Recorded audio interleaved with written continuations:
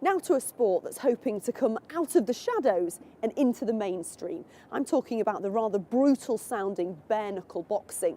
But can this backstreet sport really become more respectable? Well, this weekend a Yorkshire boxer was on the card at a huge event in London, and Johnny Ianson went with him.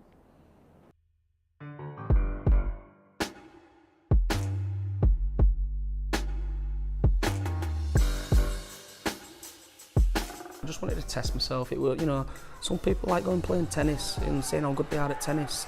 I wanted to say how good I was at beating someone up without getting locked up.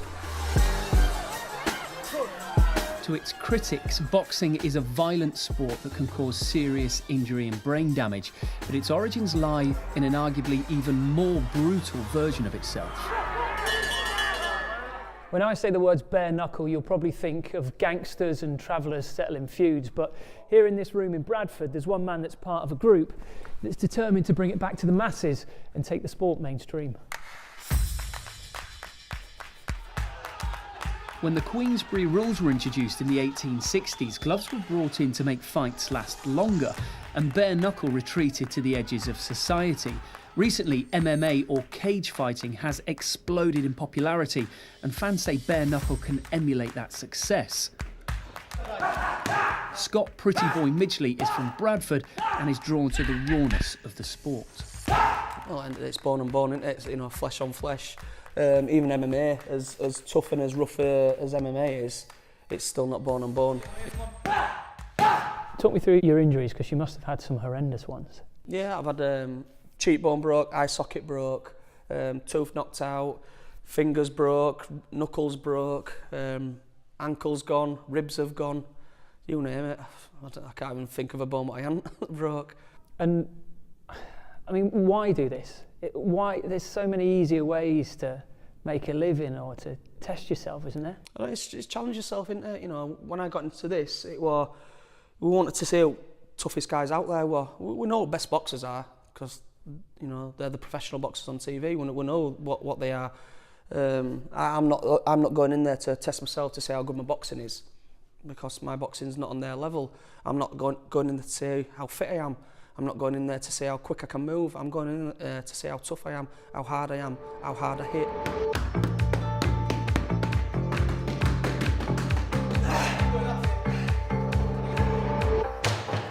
This is a serious business. Fighters train hard for months in preparation for fight night, which took place this weekend at a location that will surprise many people. Well, this weekend it's been billed as the biggest bare knuckle boxing event in modern history. Thousands are expected to attend it live, and it's being watched across the globe on pay-per-view. And it's happening right here at the prestigious O2 in London. Scott's opponent is Eric Olsen, one of several Americans who've travelled to fight. And it's obvious there's no love lost between the pair. You've never dropped anyone. I'm gonna drop you! Organising this modern revival is Jim Freeman and fellow promoter Joe Brown. We both went as fans at different events, in hay bales and just guys sort of brawling, spitting sawdust, that kind of stuff, and we felt we could do something with it to make it into a potential sport. So how is this legal? Because that's the thing that most people will be confused about. It was never made illegal. So basically bare knuckle boxing just evolved to Queensberry rules into glove boxing as we know it today. So we just take that as a standard that it's illegal, but it's not illegal at all. And there's no reason for it to be illegal. There's absolutely, you know, any argument that people would say to me, well, it's because of this, it's because of that, we can combat with another argument. And when you start thinking about it and you break them arguments down, then it makes perfectly sense for bare knuckle boxing to have a great future and to be a sport on the back pages of tabloids and, you know, on TV. So tell me about the company. You are the only legal one in the world. That's correct. We're the only one of us, We're the only fully legal BKB company in the world. We have ambulance teams, General Medical Council doctors, trauma medics, ambulances on site, and all the facilities where we have brain scans for the fighters. So all the stuff that professional boxers would have, we have that in place as well. But as someone with no intention of ever getting into the ring, bare knuckle or not, I can't help but think that any form of boxing is fundamentally dangerous. It's obvious to everyone who sees a bare knuckle fight that the risk of acute injuries, bony injuries, and I suspect problems such as bleeds in the brain and such like, well the risk will be there with fighting, whether it's gloved or ungloved. Those in support of bare-knuckle boxing often claim it's safer than gloved boxing, and although there are no studies to support that, Mr Dennis says they may have a point.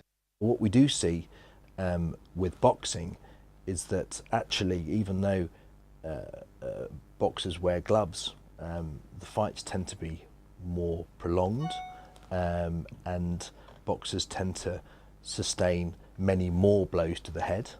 And during their career, if they're having long fights, 12-round fights, the sustained barrage to the brain, I think from a cognitive perspective, is likely to be worse. Back at the O2, and it's near fight time, and scores are about to be settled. The medical's done.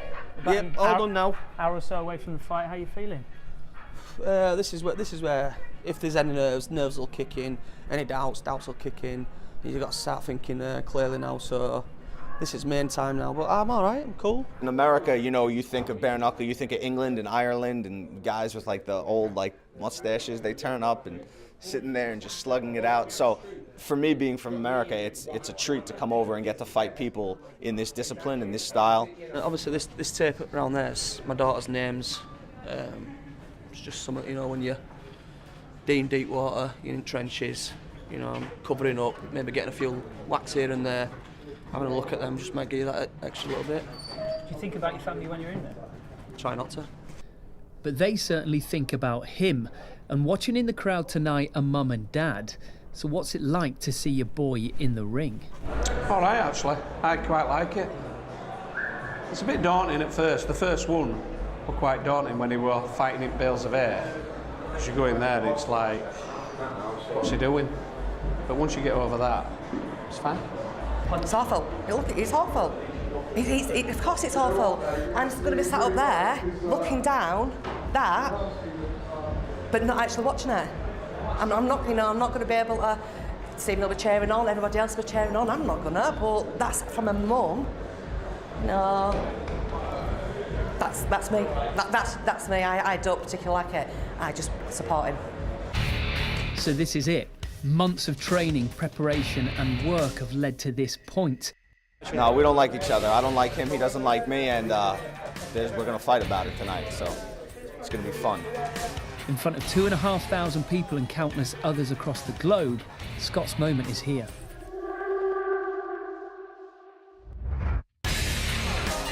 Seconds out.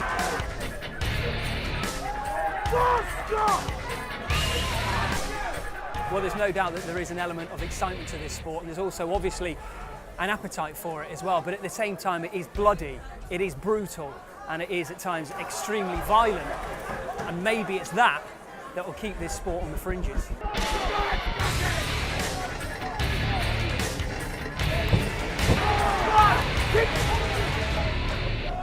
The fight goes the full 3 rounds, but after Scott was docked a point, he loses. And Pretty Boy is left reflecting on his place in this sport that continues to fight for its own place in the mainstream. You know what it is, Johnny? It mentally hurts me because it takes things so personal. You get very wound up. You know, I'm an emotional person. Don't forget, I'm a little scallywag from Buckshore Estate. You know, these lads are ex-UFC and ex-world kickboxing champions. Scott, thank you for bringing your face and letting me punch it in. And go to the hospital, get that son up. Considering I'm vile and I'm a Yank, I was able to summon up power from the depths of hell and knock his head off back to Bradford. So just tell me finally about this sport. Everything considering the amount of effort you put in, your family here tonight and what's happened tonight, do you still believe in the future and your place in this sport? Yeah. Not one person has ever beat me up, or ever proper beat me up and hurt me. Not one person in the world. I've been with the best in the world and not one person's ever beat me up. So yeah, I think my place in here, I'm doing pretty damn good. But the question is, will bare knuckle ever truly be accepted? Perhaps the thousands of people that turned up to watch it this weekend shows that it has a fighting chance.